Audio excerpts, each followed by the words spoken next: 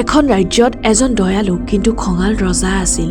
ৰজাৰ এজন জ্ঞানী উপদেষ্টা আছিল, যিজনে ৰজাক সদায় ক'বলৈ ভাল পাইছিল, মহাৰাজ, চিন্তা নকৰিব, যি হয় ভালৰ বাবেহে হয়। এদিন ৰজা আৰু তেওঁৰ উপদেষ্টা চিকাৰলৈ গৈছিল।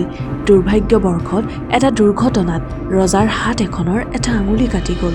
ৰজাই বৰ কষ্ট পাইছিল আৰু খঙত চিঞৰি উঠিল। তেতিয়া উপদেষ্টাজনে শান্তভাৱে ক'লে, মহাৰাজ, ধৈৰ্য ধৰক, যি হয় ভালৰ বাবেহে হয়, হয়তো ইয়াৰ আঁৰত কোনো ডাঙৰ কাৰণ লুকাই থাকিব পাৰে। ৰজাৰ উপদেষ্টাজনৰ এই কথা শুনি আৰু বেছি খং উঠিল। ৰজাই ভাবিলে, মোৰ আঙুলিটো কাটি গ'ল আৰু এওঁ কৈছে ভালৰ বাবেহে হৈছে। খঙত ৰজাই উপদেষ্টাজনক কাৰাগাৰত বন্দী কৰিলে। কিছুদিন পিছত ৰজা আকৌ চিকাৰলৈ ওলাল। এইবাৰ তেওঁ অকলে এখন গভীৰ অৰণ্যত সোমাই গ'ল আৰু ৰজাই বাট হেৰুৱাই অৰণ্যৰ বহু ভিতৰলৈ সোমাই গ'ল। সেই অৰণ্যত থকা অন্ধবিশ্বাসৰ বলি হৈ থকা এদল মানুহে ৰজাক বলি দিবলৈ ধৰি নিলে। সিহঁতে ৰজাক বলি দিবলৈ সাজু হ'ল, কিন্তু তেওঁলোকৰ এটা নিয়ম আছিল যে শৰীৰৰ কোনো অংশ অংগক্ষত হ'ব নালাগিব। সেই দলটোৰ মুখিয়ালজনে দেখিলে যে ৰজাৰ হাতৰ এটা আঙুলি নাই। লগে লগে ৰজাক তেওঁলোকে মুকলি কৰি দিলে। ৰজা কোনোমতে প্ৰাণ লৈ ৰাজধানীলৈ উভতি আহিল। ৰজাৰ মনত পৰিল উপদেষ্টাজনৰ কথা। তেওঁ লগে লগে কাৰাগাৰলৈ গৈ উপদেষ্টাজনক মুকলি কৰি ৰজাই ক'লে, তুমি ঠিকেই কৈছিলা, মোৰ আঙুলি কটা যোৱাটো সঁচাকৈয়ে ভালৰ বাবে হৈছিল। ই মোৰ জীৱন বচালে। উভতি যোৱাৰ সময়ত ৰজাই পুনৰ উপদেষ্টাজনক সুধিলে, কিন্তু মই যে তোমাক কাৰাগাৰত ভৰাইছিলোঁ, সেইটো কেনেকৈ ভাল হ'ল?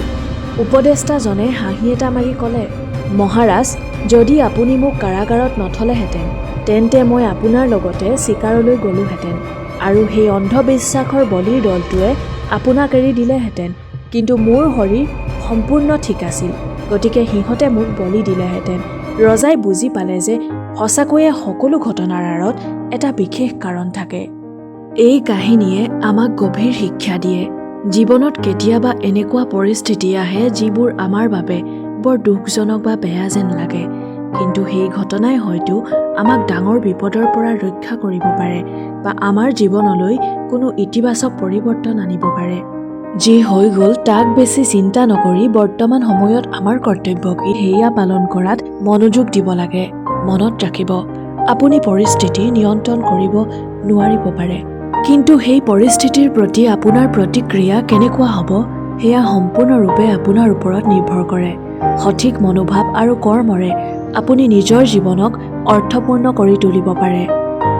আমাৰ দুখ, কষ্ট বা যন্ত্ৰণাৰ তাৎক্ষণিক কাৰণটো আমি হয়তো সদায় বুজি নাপাবও পাৰোঁ, কিন্তু সময়ৰ লগে লগে ইয়াৰ তাৎপৰ্য ওলাই পৰে।